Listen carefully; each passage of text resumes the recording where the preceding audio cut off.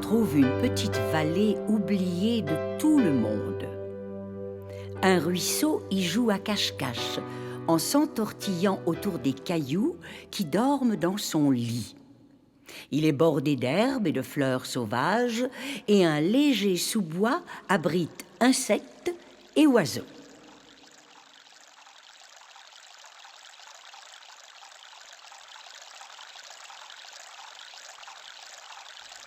Au clair de lune, les fées viennent se baigner dans l'eau transparente, puis elles dansent sur l'herbe qui se balance doucement au rythme du vent. Et si vous ne faites aucun bruit et n'approchez pas de trop près, vous pouvez percevoir leur chant ensorceleur.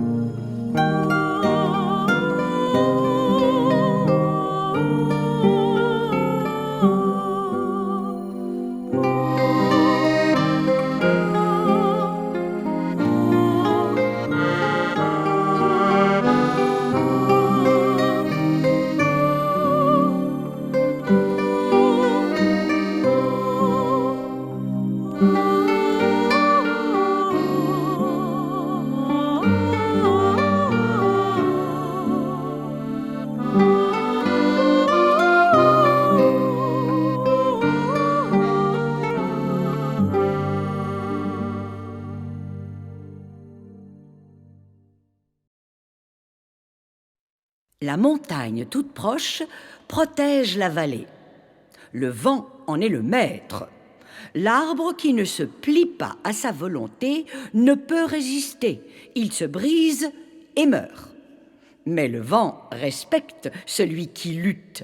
Il est fier de régner sur cette magnifique forêt et le fait savoir par ses hurlements victorieux.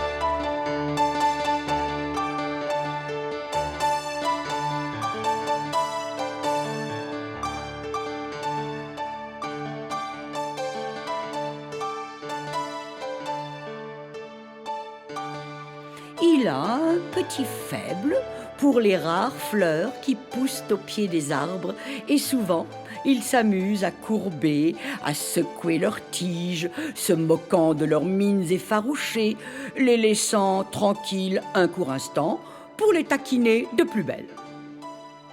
Et les fleurs s'amusent également et perdent des fois un peu la tête ou quelques pétales.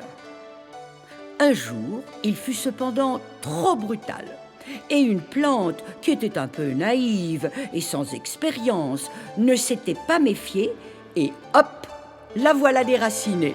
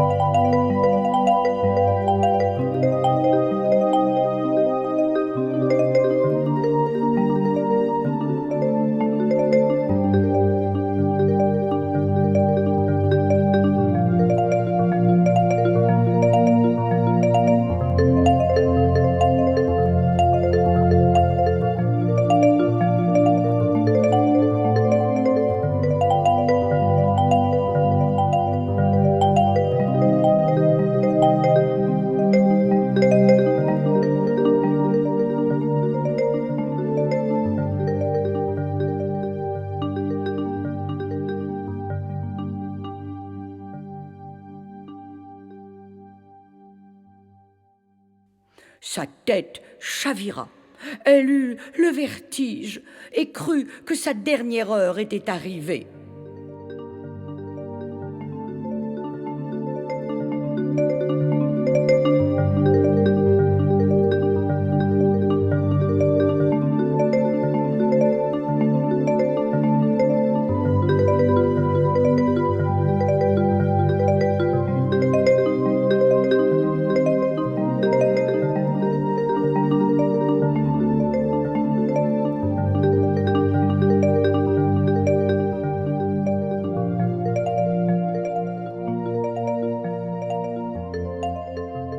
Le vent, la voyant tout affolée, se calma un instant, mais seulement un petit instant.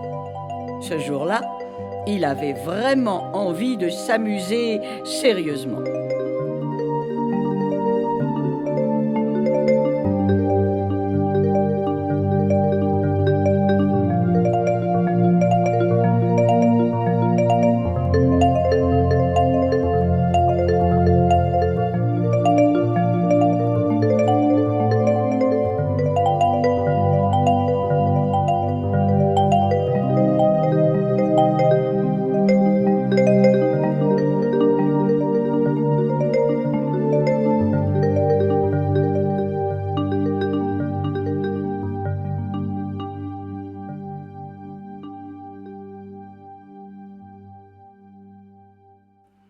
Après l'avoir déracinée, il la souleva prestement de terre et la fit voler tel un petit avion, racines pour hélice et feuilles comme elle.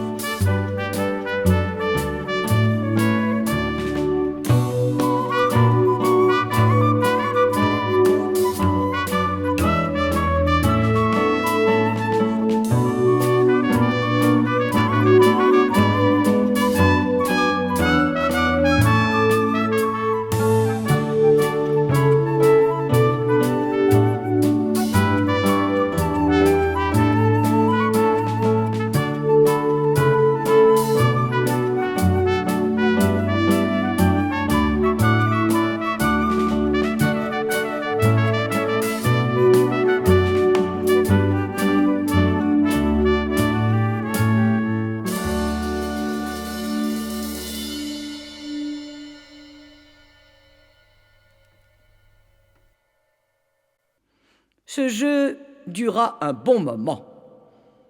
La petite plante en était toute retournée. Mais comment lutter contre une force pareille? Mieux valait laisser au vent son caprice et attendre.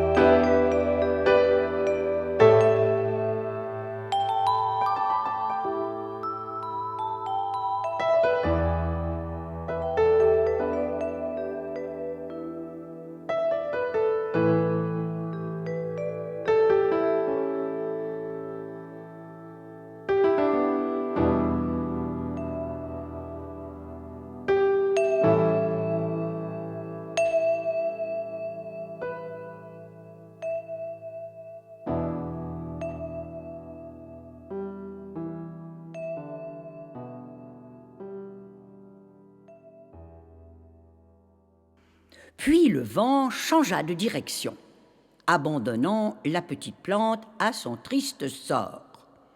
Elle plana au-dessus des arbres et descendit doucement le long de la pente de la montagne et atterrit, sans dommage, près du ruisseau qui s'étirait dans la vallée.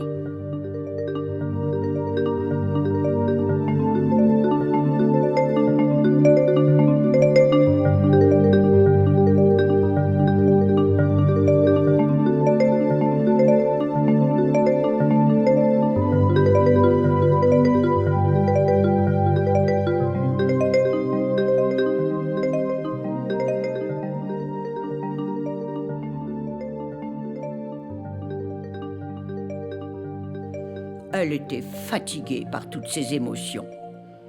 Elle glissa ses petites racines dans la terre accueillante, recroquevilla ses feuilles et s'endormit.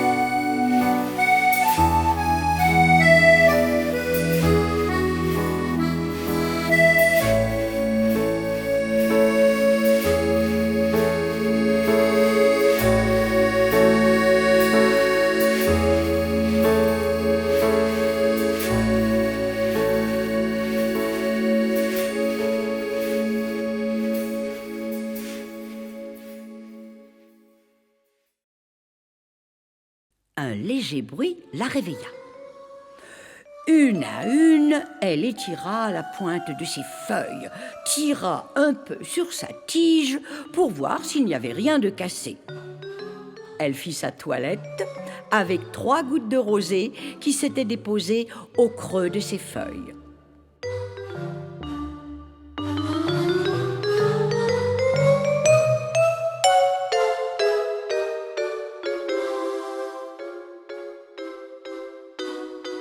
Elle regarda autour d'elle pour voir ce qui l'avait réveillée. Quelle ne fut sa surprise lorsqu'elle vit un être humain assis non loin de là. Elle n'en avait jamais vu, mais le vent, ce bavard, en avait des fois parlé et raconté de drôles d'histoires au sujet de ces êtres qu'on appelle des hommes. Et à n'en pas douter, ceci ne pouvait être que cette bizarrerie.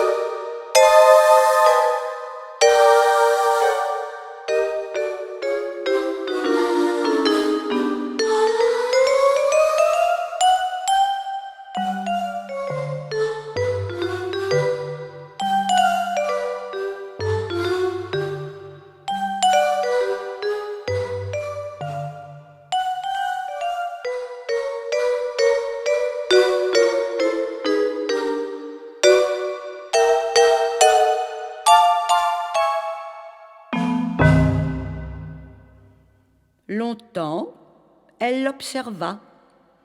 C'était si fascinant qu'elle en oublia sa propre aventure. L'homme était assis là et regardait passer le temps. Et en même temps qu'il était assis là et regardait passer le temps, il marmonnait sans cesse entre ses dents. Et en même temps qu'il était assis là et qu'il marmonnait entre ses dents, il serrait ses poings. « Non, non, non et non !» disait-il inlassablement.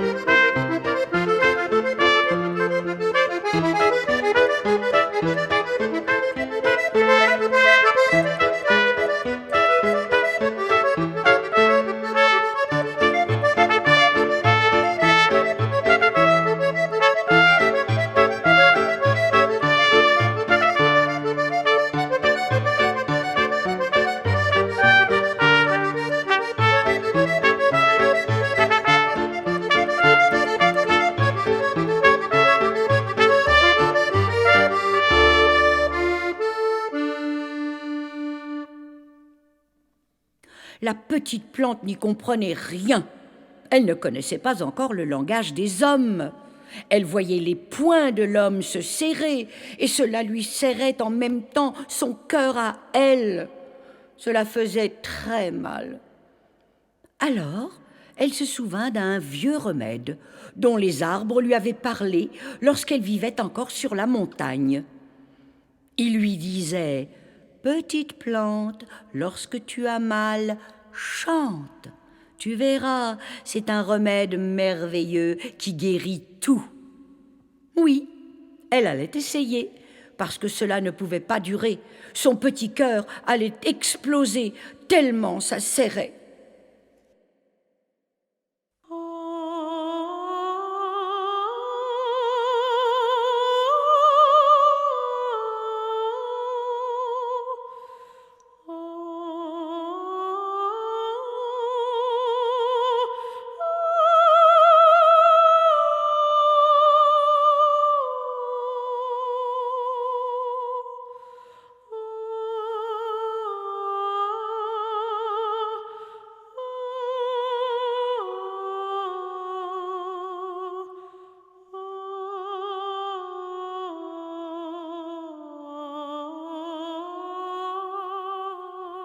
elle étendit ses feuilles au vent.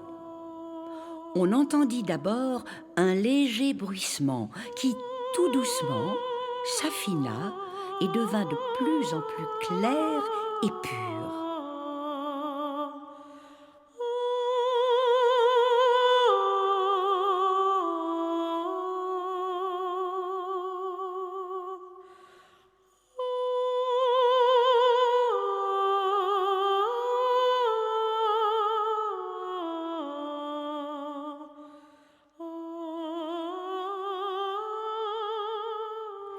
Elle chanta une bien jolie mélodie.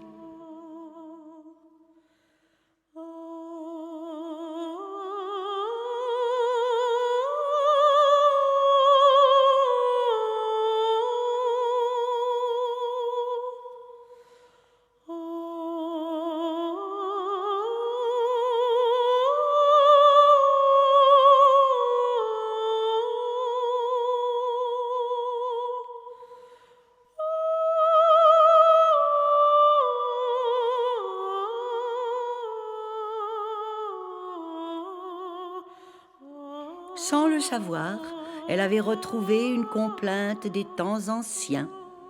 Et son cœur se détendit de plus en plus, et bientôt elle ne ressentit plus aucune douleur.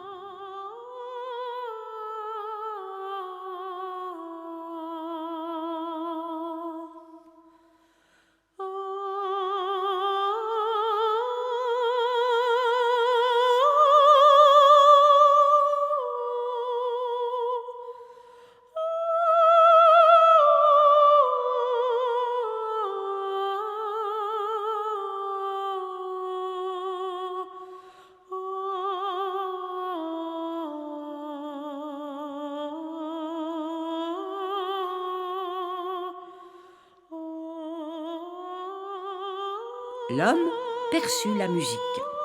Étonné, il se coucha à plat ventre et observa cette étonnante petite plante qui savait chanter. Oh, si seulement lui aussi savait chanter. Mais il ne savait que dire non, non, non et non, et durcir son cœur, en avoir mal à mourir.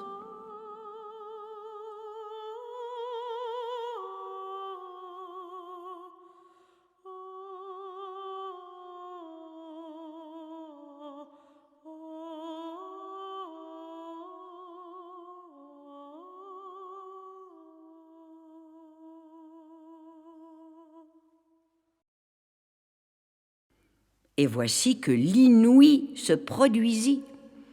Doucement, imperceptiblement, le cœur, les poings, les mâchoires de l'homme se desserrèrent et sa voix se mêla à celle de la petite plante.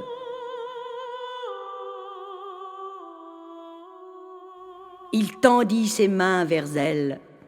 Il ne faut surtout pas qu'elle s'arrête de chanter, cela me fait tant de bien, se disait-il. Et avec infiniment de douceur, il se pencha et souffla délicatement sur elle, prenant ainsi la place du vent. La chaleur de son souffle fit frémir la petite plante. Quelque chose d'inconnu la parcourut des racines à la pointe de sa tige.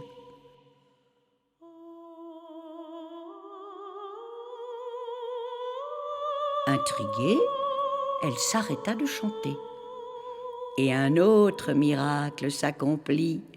En haut de la petite plante, un bourgeon venait d'apparaître. Lentement, avec beaucoup de précaution, le bourgeon gonfla ses joues et étala une à une 6 merveilleuses pétales dorés. La petite plante et l'homme étaient au comble du bonheur. Émerveillés, ils en oublièrent leur malheur et leur chagrin.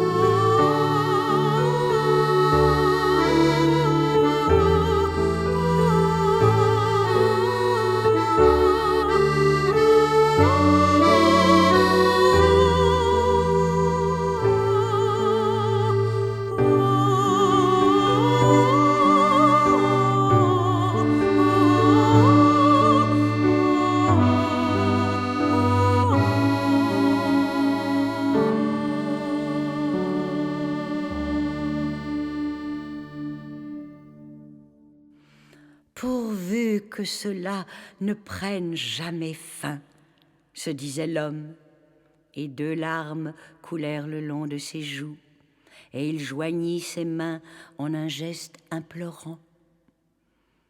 La petite plante, tout à son désir de consoler et de donner de la joie à cet homme qui avait su la faire fleurir, oubliant qu'elle avait des racines la retenant dans le sol, s'arracha d'un élan vigoureux et vint se pelotonner dans les mains de l'homme. Dans sa spontanéité, elle n'avait pris garde à la fragilité de sa condition et elle fut blessée à mort.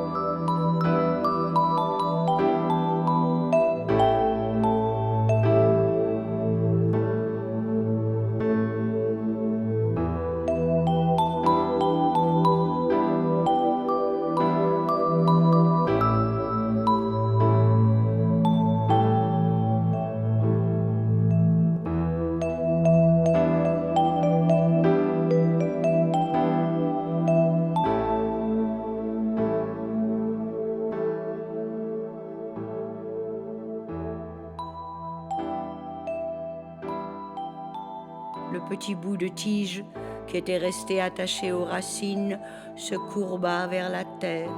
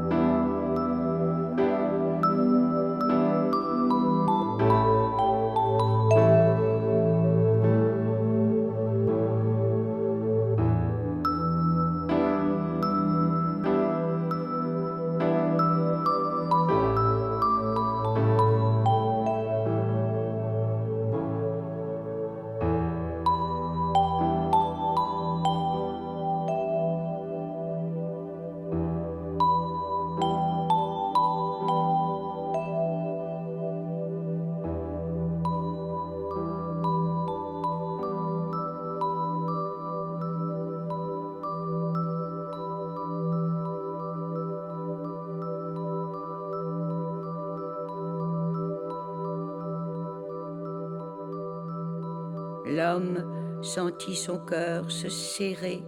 Il était responsable de la mort de la petite plante. C'est par son chagrin, par son égoïsme qu'il l'avait tuée, elle qui n'était qu'amour et compassion.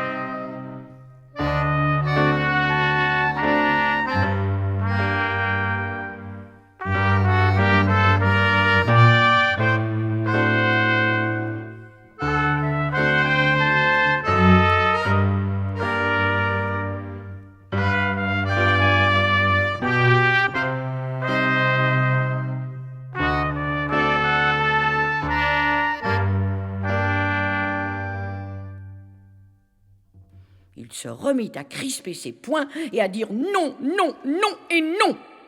Atterré, il se tut. Pour un peu, il serait retombé dans la vieille erreur. La petite plante ne lui avait-elle pas fait cadeau de sa fleur aux 6 pétales dorés? Il la soignerait et la garderait comme un trésor. Et peut-être, s'il la mettait bien vite dans l'eau, lui pousserait-il de nouvelles racines? Et chanterait-elle à nouveau s'il soufflait sur elle?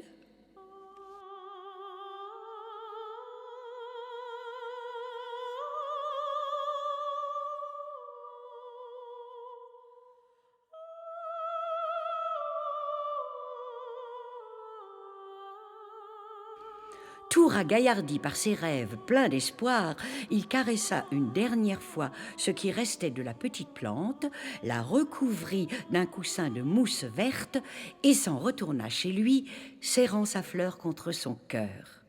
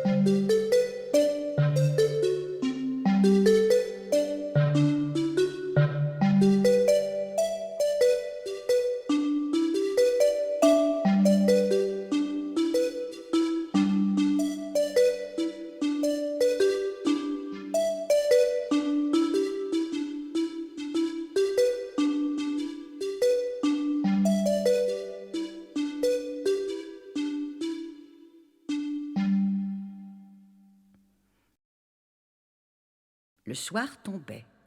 La pleine lune montait de derrière les arbres. À cet instant, on vit surgir les fées. Durant la journée, elles s'étaient tenues cachées et avaient suivi avec curiosité tous ces événements. Elles se dirigèrent vers l'endroit où était enterrée la petite plante, enlevèrent délicatement le coussin de mousse et avec infiniment de douceur, déterrèrent ce qui restait de la petite plante. Alors, la plus jeune des fées la prit dans ses mains et lui donna un baiser.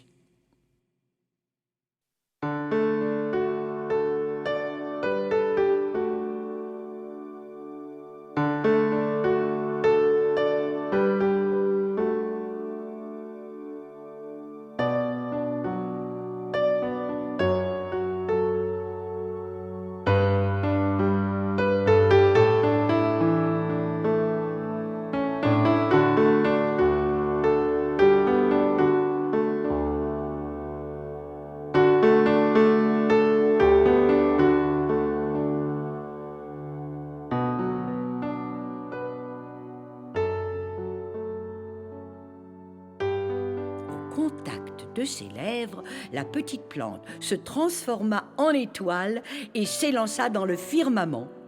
Elle s'assit à califourchon sur un rayon de lune qui passait par là, et c'est ainsi qu'elle rejoignit ses nouvelles compagnes.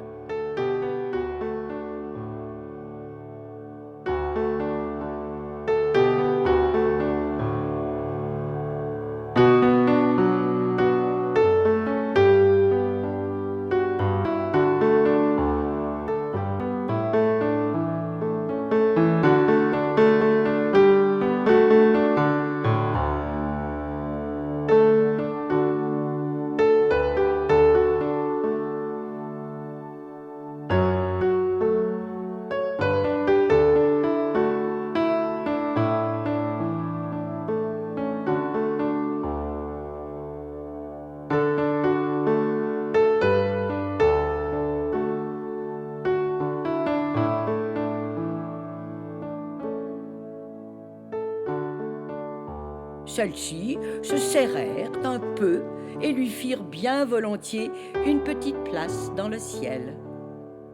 Les fées, pour fêter l'événement, dansèrent et chantèrent toute la nuit.